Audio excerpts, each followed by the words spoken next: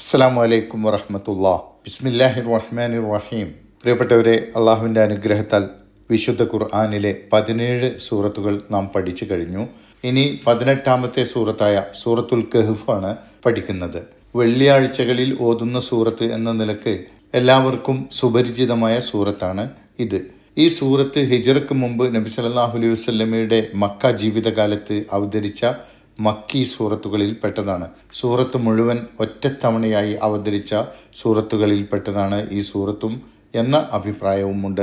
അൽഹംദുലില്ലാ എന്ന സ്തുതിവചനം കൊണ്ട് തുടങ്ങുന്ന 5 സൂറത്തുകളിൽ ഒന്നാണിത്. ഖുർആനിൻ്റെ പകുതി ഈ സൂറത്തിലാണ് വരുന്നത്. അതായത് അക്ഷരങ്ങളും വാക്കുകളും അനുസരിച്ചും ജുസുകൾ അനുസരിച്ചും ഖുർആൻ്റെ പകുതി ഈ സൂറത്തിലാണ് വരുന്നത്. 30 ജുസ്ഇൽ 15ാമത്തെ ജുസ് അവസാനിക്കുന്നതും 16ാമത്തെ ജുസ് തുടങ്ങുന്നതും ഈ സൂറത്തിലാണ്. ഖുർആനിൽ മറ്റെവിടെയും പരാമർശിച്ചിട്ടില്ലാത്ത 3 കഥകളും ഒരു ഉദാഹരണവും ഈ സൂക്തത്തിൽ പറയുന്നുണ്ട്. അതിൽ ഒന്ന് വിശ്വാസം കൊണ്ട് പരീക്ഷിക്കപ്പെട്ട ഏതാനും യുവാക്കളുടെ ജീവിതവുമായി ബന്ധപ്പെട്ട ചരിത്രമാണ്.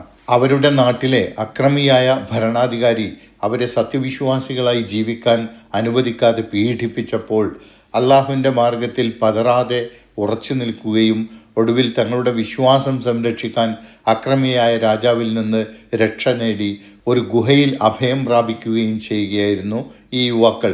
ഈ സൂറത്തിൽ വിവരിച്ച ഇവരുടെ ചരിത്രമാണ് ഗുഹാവാസികൾ, അസ്ഹാബുൽ കഹ്ഫിൻ്റെ ചരിത്രം എന്ന പേരിൽ അറിയപ്പെടുന്നത്. ഗുഹ എന്നർത്ഥം വരുന്ന അൽ കഹ്ഫ് എന്ന പേര് ഈ സൂറത്തിന് വന്നതും ഈ സംഭവം പ്രതിപാദിക്കുന്നത് കൊണ്ടാണ്. സൂറത്ത് അസ്ഹാബുൽ കഹ്ഫ് എന്നും ഈ സൂറത്തിന് പറയാറുണ്ട്.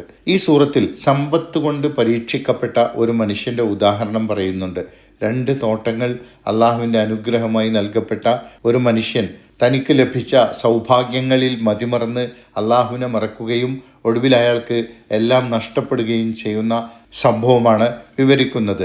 സാമ്പത്തിക സൗകര്യങ്ങളൊന്നും ലഭിച്ചില്ലെങ്കിലും ദരിദ്രാവസ്ഥയിലായിരുന്നിട്ട് പോലും അള്ളാഹുവിൻ്റെ മാർഗത്തിൽ അടിയുറച്ചു നിൽക്കുന്ന അയാളുടെ സുഹൃത്തിനെ കുറിച്ചും ഈ ഉദാഹരണത്തിൽ വിവരിക്കുന്നുണ്ട്.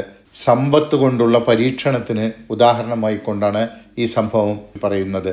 ഈ സൂറത്തിൽ പറയുന്ന മറ്റൊരു കഥ മൂസാ നബി അലൈഹിസ്സലാം അറിവിനായി നടത്തിയ യാത്രയുടെ ചരിത്രമാണ്. കൂടുതൽ അറിവുള്ള ഒരു സൽഭക്തനായ അള്ളാഹുവിൻ്റെ ദാസനോടൊപ്പമാണ് അദ്ദേഹം ഈ യാത്ര നടത്തുന്നത്. ഈ യാത്രയിൽ വിവിധ സംഭവങ്ങൾക്ക് മൂസാ നബി സാക്ഷിയാവുകയും എന്നാൽ അതിൻ്റെ ഒന്നും പൊരുൾ അദ്ദേഹത്തിന് മനസ്സിലാകാതെ പോകുന്നതും വിവരിക്കുന്നുണ്ട്.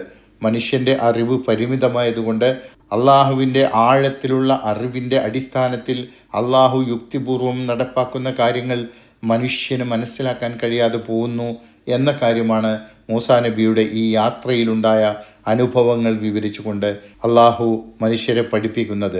ഈ സൂറത്തിൽ അവസാനം പറയുന്ന കഥ നീതിമാനായ ദുൽഖർനൈൻ രാജാവിൻ്റെ ഒരു സംഭവമാണ്. അദ്ദേഹത്തിന് അള്ളാഹു നൽകിയ അധികാരത്തെയും ശക്തിയെയും നീതി സ്ഥാപിക്കാനും ഭൂമിയിൽ സഞ്ചരിച്ചുകൊണ്ട് അള്ളാഹുവിൻ്റെ ദീനും തൗഹീദും സ്ഥാപിക്കാനുമാണ് അദ്ദേഹം ഉപയോഗപ്പെടുത്തിയത്. യഅ്ജൂജ് മഅ്ജൂജിൻ്റെ അക്രമം ഭയന്നുകൊണ്ട് പ്രയാസപ്പെട്ട് കഴിഞ്ഞ ഒരു ജനവിഭാഗത്തെ സംരക്ഷിക്കാൻ തൻ്റെ അധികാരവും അള്ളാഹു നൽകിയ പ്രത്യേക ശക്തിയും ദുൽഖർനൈൻ രാജാവ് ഉപയോഗപ്പെടുത്തുന്ന ഉദാഹരണമാണ് ഈ ചരിത്ര സംഭവത്തിൽ അധികാരം കൊണ്ട് പരീക്ഷിക്കപ്പെടുന്നതിന് ഉദാഹരണമായി കൊണ്ട് വിവരിക്കുന്നത്. ഈ പറഞ്ഞ സംഭവങ്ങളൊക്കെയും ഖുർആനിൽ ഈ സൂറത്തിൽ മാത്രം വന്ന സംഭവ കഥകളാണ്.